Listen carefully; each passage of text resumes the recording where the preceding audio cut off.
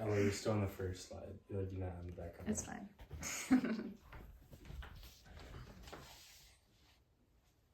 Okay.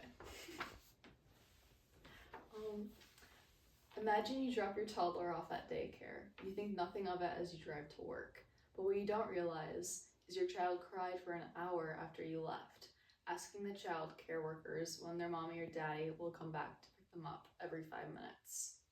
This is one example of how daycare can have a negative effect on toddlers. So first, we'll talk about emotional attachment. Second, we'll discuss stress and behavioral problems. And finally, I'll tell you the development and individual attention. Tell you about that.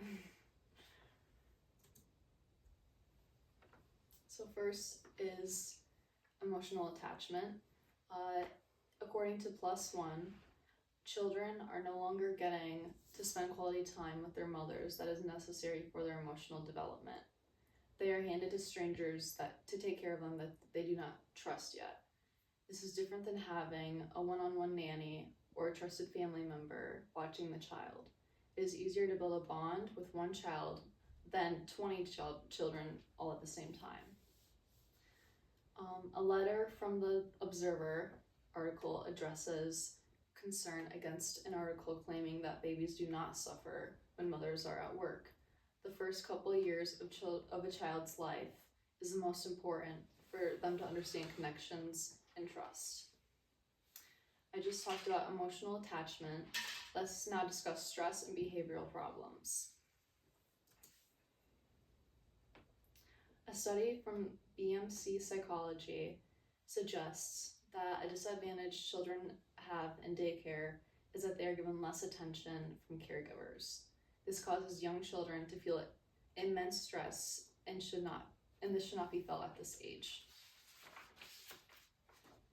Another huge factor to stress is other children's behaviors. Kids that are throwing tantrums and toys causes anxiety and to rise in daycare environments, with which no child should have to experience on a day-to-day basis.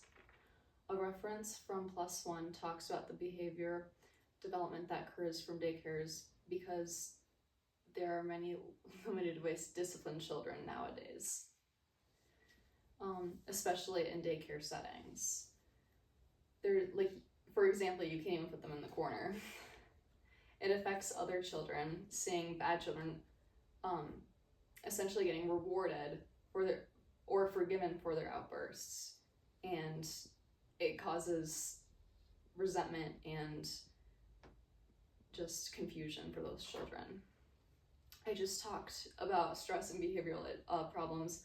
Let's now discuss development and individual attention.